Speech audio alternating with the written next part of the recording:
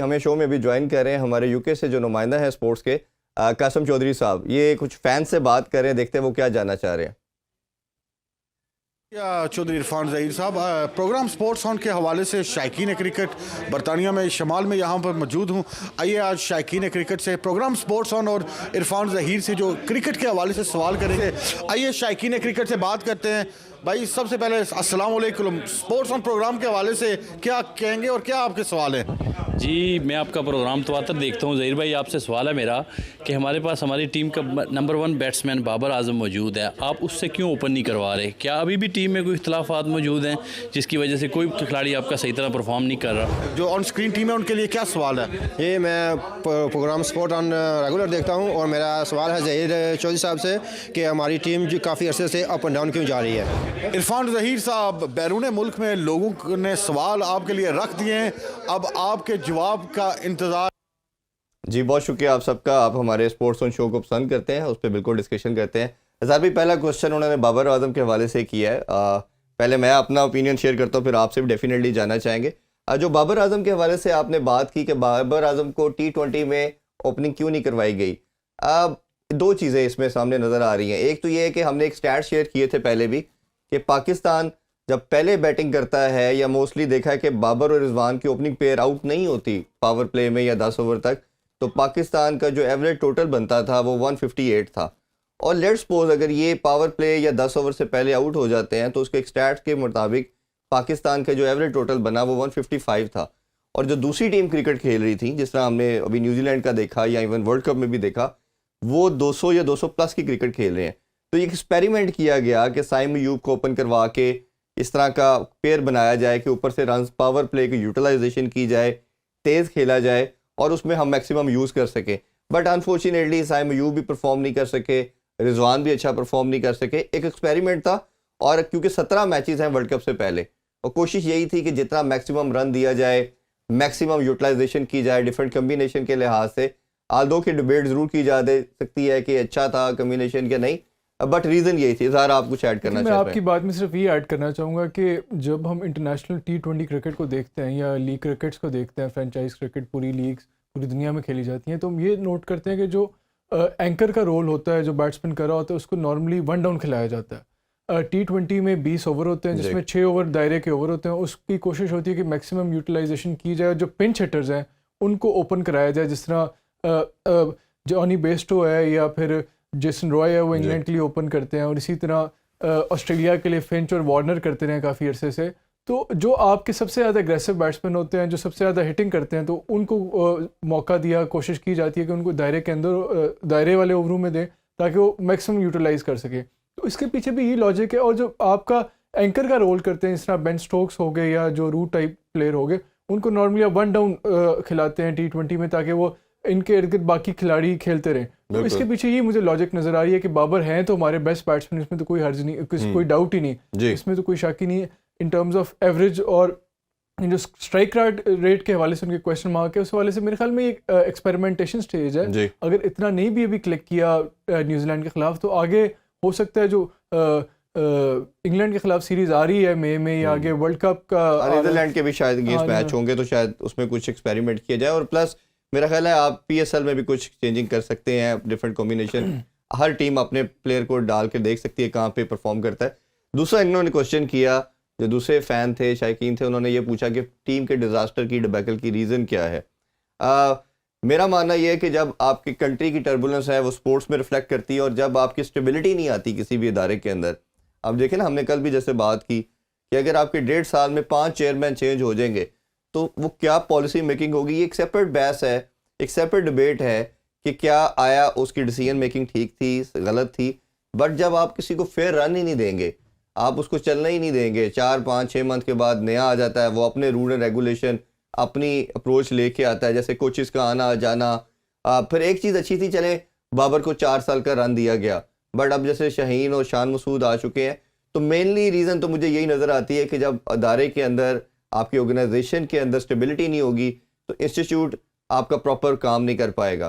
اور دوسرا میرا یہ ہے کہ کہیں نہ کہیں ہمیں لگتا ہے کہ جو ایک بات بہت زیادہ ہوئی, محمد حفیظ نے بھی ہمارے سورسز کے مطابق بات کی, کہ لڑکوں کو نیشنل ٹیم کی بجائے جو دوسرا اپنے سینٹرل کانٹریکٹ کے ساتھ ساتھ جو لیگ کرکٹ ہے اس کے پیسوں کی بہت فکر ہے.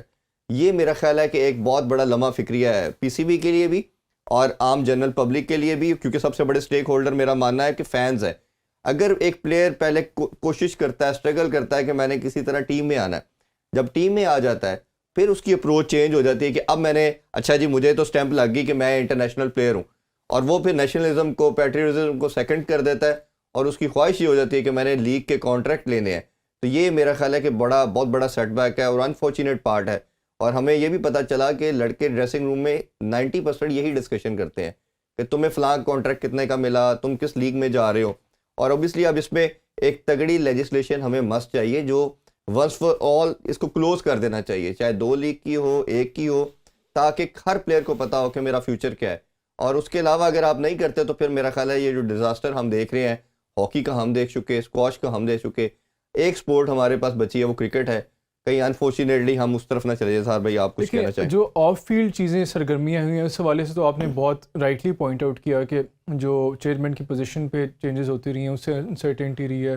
اس کے علاوہ یہ جو لیگ کرکٹ کے حوالے سے, جو لیگ کرکٹ ہے, فرینچائز لیگز ہیں پوری دنیا میں, چاہے پی ایس ایل آئی پی ایل ہے, بگ بیش ہے یا اب 100 ہے, یہ ایک ریالٹی ہے. اور جو ابھی ماڈرن ڈے کرکٹ ہے وہ جو پچھلے 20 سال پہلے جب یہ T20 کی نئی فارمیٹ آیا تھا اس میں بہت زمین آسمان کا فرق ہے. تو یہ آپ نے بڑا رائٹلی پوائنٹ آؤٹ کیا.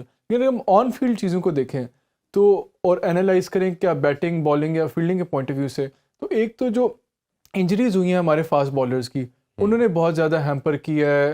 پاکستان کے ایشیا کپ میں بھی ہیمپر کیا. نسیم شاہ کی انجری تھی, اس کے بعد جب نسیم شاہ کی انجری کے بعد ہم ایکسپیکٹ کرتے تھے کہ حارث روف یا شاہین شاہ ان کو اوور کم کریں گے, اپنی پرفارمنس اسٹینڈ اپ کریں گے, امپروو کریں گے, وہ ہمیں دیکھنے کو نہیں ملا. پھر بعد جو بیٹنگ بھی ہماری انکنسسٹنٹ رہی ہے. کوئی ایسے میچ وننگ پرفارمنس بہت شاذ و نادر ہی ہمیں نظر آئی ہے. ایک عبداللہ شفیق اور رضوان کی تھی ورلڈ کپ میں سری لنکا کے خلاف, یا فخر زمان کی تھی نیوزی لینڈ کے خلاف, اس کے علاوہ ہمیں نہیں کوئی نظر آئی. لیکن جو مین آن فیلڈ پوائنٹ آف ویو سے, جو پرفارمنس کے پوائنٹ آف ویو سے جو میرے خیال میں سب سے بڑا پاکستان کو کے لیے ویکنیس رہی ہے, وہ ان کی فیلڈنگ رہی ہے. اور بڑا کنسسٹنٹلی ہمیں پور فیلڈنگ نظر آئی ہے تمام ٹورنامنٹس میں. ایشیا کپ میں بھی ہم نے کیچز ڈراپ کیے, ورلڈ کپ میں بھی ہم نے کیچز ڈراپ کیے, پھر آسٹریلیا کے خلاف جو ٹیسٹ سیریز تھی اس میں ہم نے کیچز ڈراپ کیے, پھر نیوزی لینڈ کے خلاف ہم نے کیچز ڈراپ کیے. جو ٹیم آپ انٹرنیشنل اسٹیج پہ اگر بڑے پلیئرس کے, کین ولیمسن ہو گیا یا ڈیوڈ وارنر ہو گیا, اس طرح کے کھلاڑیوں کو جب آپ کیچز ڈراپ کرتے ہیں, اسٹیون اسمتھ ہو گیا, تو ان کو آلریڈی آؤٹ کرنا بڑا مشکل ہے. اور آپ کی جب بالنگ کو فیلڈنگ نے سپورٹ کرنا ہوتا ہے, جب آپ اس طرح کے کھلاڑیوں کے کیچز ڈراپ کریں گے تو وہ میچ آپ کے لیے جیتنا بہت ہی ناممکن ہو جاتا ہے, کیونکہ وہ زیادہ آپ کو اپرچونیٹیز نہیں دیکھے. ہم نے ایسے موقع آئے ہیں ٹیسٹ سیریز میں بھی, جب دیکھیں میلبرن کا والا ٹیسٹ تھا یا جو سڈنی والا ٹیسٹ تھا, ایسی سچویشن نہیں جب ہم قریب پہنچے ہیں. جی میلبرن میں 90-100 کے قریب سکور چاہیے تھا, ہمارے پاس 5 وکٹس تھی. پھر سڈنی میں بہت ہم نے پہلے اننگز میں لی. لیکن جب آپ کی فیلڈنگ اتنی سب اسٹینڈرڈ ہو تو آپ کبھی بھی انٹرنیشنل کرکٹ میں میچز نہیں آپ جیت سکتے. بالکل ایسے ہی. اور میرا ایک اور بھی اظہار اس میں, یہ تو 100% آپ ٹھیک کہہ رہے ہیں, جیسے کہا بھی جاتا ہے کہ کیچز ون میچز.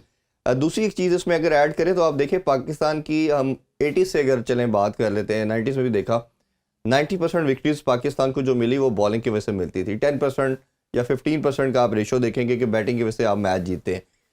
پرابلم یہ آیا کہ جب ہماری بالنگ نے پرفارم کرنا چھوڑ دیا, اسپنر تو کوئی ہمیں نظر ہی نہیں آیا. شاداب ایک تھے, انہوں نے پرفارم نہیں کیا. نواز کنٹینیوسلی 1.5 سال سے رنز دے رہے تھے. اسامہ آئے, وہ لگتا ہے ایسے لگا کہ جیسے انٹرنیشنل اسٹینڈرڈ کو کمپیٹ ہی نہیں کر پا رہے. تو ہمیں لگا کہ ہم بہت پیچھے ہیں, کیونکہ بھارت میں میچز ہو رہے تھے ورلڈ کپ کے, ایشیا کپ سری لنکا میں تھا, تو دونوں اسپننگ ٹریک تھے. اسی طرح آپ نے جو سینٹر میں آ کے ہمارا حارث روف وکٹ لیتا تھا, جو پہلے اس سے یہی رول پہلے پرفارم کرتا تھا حسن علی, اگر آپ کو چیمپئن ٹرافی کو ریکال کریں. تو جب بالنگ نے ہمارا ایز اے یونٹ پرفارم کرنا چھوڑ دیا, اور شہین کی یونیکنیس کے شروع میں آؤٹ کر دینا انہوں نے پہلے 2-3 اوور میں, تو میرا خیال ہے کہ ایک اس نے بھی بہت بڑا افیکٹ ڈالا کہ آپ کے پاس کوئی ایک سنگل بالر بھی ایسا نہیں تھا 4-5 بالر میں سے جس پہ ٹیم ریلائی کر سکے کہ ایٹ لیسٹ یہ جا کے پرفارم کرے گا. تو ایک وہ نسیم شاہ کے چلے جانا, باقی سب کا پرفارم نہ کرنا, میرا خیال ہے یہ ایک بہت بڑا سیٹ بیک تھا, اور جس کے بعد ٹیم باہر آ ہی نہیں سکی. اور وہی کنٹینیوٹی پھر Asia cup, world cup, Australia, اور اس کے بعد ہم نے نیوزی لینڈ کے اگینسٹ بھی دیکھا کہ ٹیم ایز اے یونٹ بن ہی نہیں پائی. تو یہ ایک پرابلم ہے, اور ابھی بھی ہم امید کرتے ہیں کہ یہ ٹیم جلد ان چیزوں کو ایڈریس کرے. پراپر ایک فیڈریشن کا, آرگنائزیشن کا, चेयरमैन आए, वो अपनी टीम बनाए, आगे लेके चले और एटलीस्ट उसको फेयर रन 3 साल का ज़रूर दिया जाए. होपफुली आप तमाम फैंस को उनके क्वेश्चन के आंसर मिल गए होंगे. Thank you.